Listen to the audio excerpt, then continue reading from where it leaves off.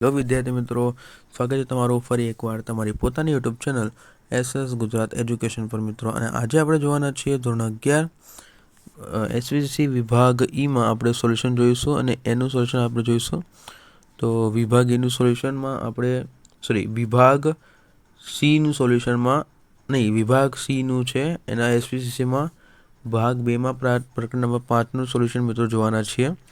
તો વિડીયોને અંત સુધી જોજો અને વિડીયો ગમ્યો હશે તો વિડીયો લાઈક, ચેનલને મિત્રો સબસ્ક્રાઈબ કરવાનું ભૂલતા નહીં. ઓકે, જરૂરથી આપણી યુટ્યુબ ચેનલ સબસ્ક્રાઈબ કરી દેજો, વિડીયો લાઈક કરી દેજો. ઓકે, ત્યારબાદ જોઈએ આપણે એને. અને હા, એક ખાસ કહેવા જેવી બાબત મિત્રો, જો તમે આખા ગાલા અસાઇનમેન્ટના સોલ્યુશનની PDF મેળવવા માંગતા હોય તો નીચે ડિસ્ક્રિપ્શનમાં તમને મોબાઈલ નંબર આપેલો છે, એના પર કોલ કરો. આખા ગાલા અસાઇનમેન્ટના સોલ્યુશનની PDFની કિંમત મિત્રો માત્ર ને માત્ર 100 રૂપિયા છે.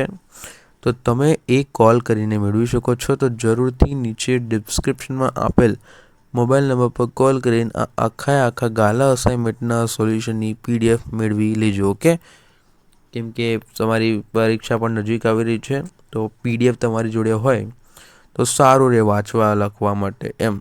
તો જરૂરથી નીચે ડિસ્ક્રિપ્શનમાં આપેલ મોબાઈલ નંબર પર કોલ કરો અને આખા ગાલા અસાઇનમેન્ટના સોલ્યુશનની PDF મેળવી લો. 100 રૂપિયા પ્રાઇસ છે એની. શરૂ કરીએ કે ટેબલ જે માટે ટેબલ જે કઈ કંપની લાગુ પડે છે? તો કે અમર્યાદિત જવાબદારીવાળી કઈ કંપની? અમર્યાદિત જવાબદારીવાળી કંપની હોય છે એ કંપની કે જેમાં શેર મૂડી ન હોય, અને તેવી કંપની કે ટેબલ જે એમાં લાગુ પડે છે. ટેબલ H જે નિયમનપત્ર, તે જ નિયમનપત્રમાં આવી કંપનીઓ લાગુ પડે છે. કે અમર્યાદિત જવાબદારીવાળી કંપની કે જેમાં શેર મૂડી ન હોય તેવી કંપની ટેબલ જે લાગુ પડે છે, અને ટેબલ Hમાં જે નિયમનપત્ર છે તે નિયમનપત્ર આવી કંપનીને લાગુ પડે છે. ઓકે, ત્યારબાદ મિત્રો બીજું, ટેબલ I કોને લાગુ પડે છે? તો કે શેર મૂડી અમર્યાદિત જવાબદારીવાળી કંપનીને ટેબલ I લાગુ પડે છે, અને ટેબલ Fમાં જે નિયમનપત્ર છે તે નિયમનપત્ર આવી કંપનીઓ પર લાગુ પડે છે. ઓકે, કે શેર મૂડીવાળી અમર્યાદિત જે કંપની જે જવાબદારી કંપની હોય છે એ કંપનીને ટેબલ I લાગુ પડે છે, અને ટેબલ F કોને લાગુ પડે છે? કે એ ટેબલ Fમાં જે નિયમનપત્ર છે તે નિયમનપત્ર આવી કંપની માટે લાગુ પડે છે. ઓકે, ત્યારબાદ ટેબલ H કઈ કંપની લાગુ પડે છે? અને બાહેધરી મર્યાદિત જવાબદારીવાળી કંપનીએ તેને જાણ શેર બહાર ન પાડ્યા હોય તેવી કંપનીને ટેબલ H લાગુ પડે છે. ઓકે,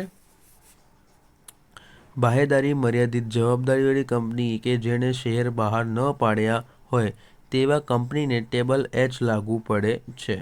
ત્યારબાદ ચોથું, ટેબલ G કઈ કંપનીને લાગુ પડે છે? ટેબલ G કીધું છે, ટેબલ G કયા કંપની લાગુ પડે છે? તે પહેલાં મિત્રો, જો તમે આખા ગાલા અસાઇનમેન્ટના સોલ્યુશનની PDF મેળવવા માંગતા હોય તો નીચે ડિસ્ક્રિપ્શનમાં તમને મોબાઈલ નંબર આપેલો છે, એના પર કોલ કરો. આખા ગાલા અસાઇનમેન્ટના સોલ્યુશનની PDF માત્ર તમને મિત્રો 100 રૂપિયામાં મળી જશે. તો જરૂરથી નીચે ડિસ્ક્રિપ્શનમાં આપેલ મોબાઈલ નંબર પર કોલ કરીને આખા ગાલા અસાઇનમેન્ટના સોલ્યુશનની PDF મિત્રો મેળવી લેજો, જેથી તમને પરીક્ષામાં વાંચવા અને લખવા માટે સરળતા રહે. ઓકે, તો જરૂરથી નીચે ડિસ્ક્રિપ્શનમાં આપેલ મોબાઈલ નંબર પર કોલ કરીને એ મેળવી લેવું. ઓકે, તો જોઈએ ટેબલ G કંપની કઈ કંપની લાગુ પડે છે? તો શેર મૂડી દ્વારા મર્યાદિત જવાબદારી કંપની ટેબલ Gમાં ટેબલ Fની તમામ બાબતોનો સમાવેશ કરવામાં આવે છે. શેર મૂડી દ્વારા મર્યાદિત જવાબદારીવાળી કંપની ટેબલ Gમાં ટેબલ Fની તમામ બાબતોનો સમાવેશ. ને કઈ ટેબલ Fની બાબતો એ તમારે લખી દેવાનું મિત્રો. ઓકે, તમારા મુજબ તમે લખી દેજો. ત્યારબાદ જોઈએ કે કઈ કંપનીઓએ ઓછામાં ઓછા કેટલા સાક્ષીની સામે નિયમનપત્રમાં સહી કરવી પડે છે? કઈ કંપનીએ ઓછામાં ઓછા કેટલા સાક્ષીની સામે નિયમનપત્રમાં સહી કરવી પડે છે? તો કે નિયમનપત્ર સહી કરનારે ઓછામાં ઓછા એક સાક્ષી સામે સહી કરવી પડે છે. ઓછામાં ઓછા કેટલા મિત્રો? ઓછામાં ઓછા એક સાક્ષી. જોઈ લો, ઓછામાં ઓછા પૂછ્યું છે. નિયમનપત્રમાં સહી કરનારે ઓછામાં ઓછા એક સાથે સહી કરવી પડે છે. ઓકે, એકદમ સિમ્પલ ક્વેશ્ચન હતો. ખાનગી કંપનીમાં વધુમાં વધુ અને ઓછામાં ઓછી સભ્ય સંખ્યા કેટલી હોવી જોઈએ? તો કે ખાનગી કંપનીમાં જે વધુમાં વધુ સભ્ય સંખ્યા 200 હોવી શકે અને ઓછામાં ઓછી સભ્ય સંખ્યા 2 હોય. ખાનગી કંપની હોય તો એમાં સભ્ય સંખ્યા વધુમાં વધુ 2 અને ઓછામાં ઓછી મિત્રો પૂછે તો આપણે 2 લખવાની. આપણે જાહેર ક્ષેત્ર હોય છે એમાં ઓછામાં ઓછી 7 અને વધુમાં વધુ અનલિમિટેડ હોય છે. ઓકે, તો એ ધ્યાન અને ખાતરી પણ લેજો એની. ત્યારબાદ જોઈએ કે શેર મૂડીથી અમર્યાદિત જવાબદારીવાળી કંપની તેમજ શેર મૂડી દ્વારા મર્યાદિત જવાબદારીવાળી કંપનીને કયું નિયમનપત્ર લાગુ પડે છે? શેર મૂડી દ્વારા જે અમર્યાદિત શેર મૂડી જે કંપની હોય છે એ શેર મૂડીની અમર્યાદિત જવાબદારીવાળી કંપનીને તેમજ શેર મૂડી દ્વારા મર્યાદિત જવાબદારીવાળી કંપનીને ટેબલ F મુજબ નિયમનપત્ર લાગુ પડશે. ટેબલ F મુજબ જે નિયમનપત્ર છે એ તેમને લાગુ પડે છે. ઓકે, ત્યારબાદ મિત્રો આના પછીનો પ્રશ્ન છે કે બાહેધરી એ જોતા પહેલાં મિત્રો તમને આટલા બધા વિડીયો ન જોવા પડે તો સિમ્પલ એક ઓપ્શન કહી રહ્યો છું.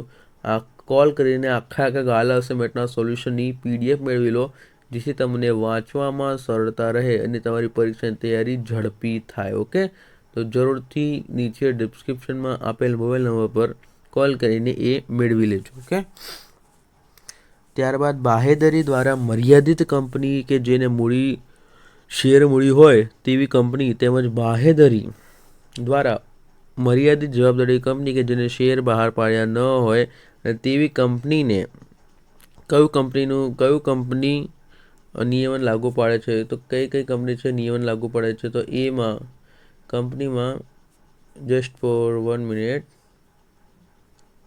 ઓકે, તેમજ બાહેધરી દ્વારા મર્યાદિત જવાબદારીવાળી કંપની હોય છે કે છે અને પછી કંપની તે જાણ શેર બહાર ન પાડ્યા હોય તો એ કંપની. ઓકે, બાહેધરી દ્વારા મર્યાદિત જવાબદારીવાળી કંપની. ઓકે,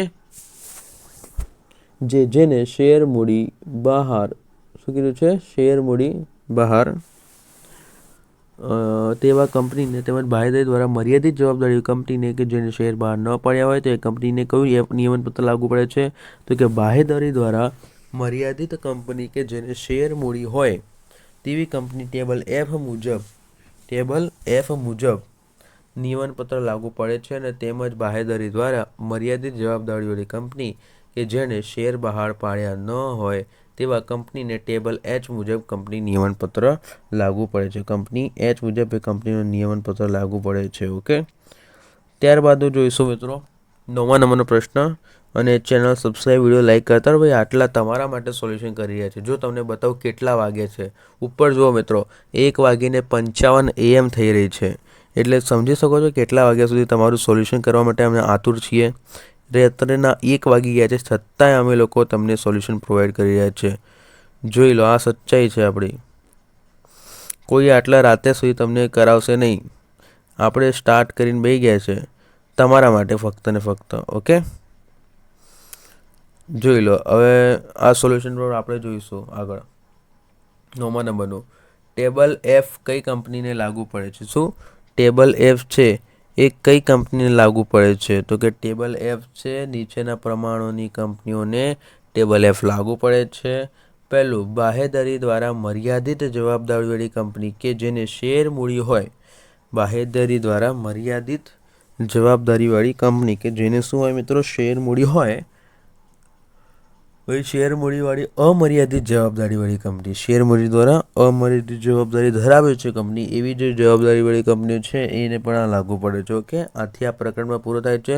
ભાગ 2ના પ્રકરણમાં 6ના પ્રકરણમાં મળીશું ફરીથી ભાગ 2ના પ્રકરણ 6માં.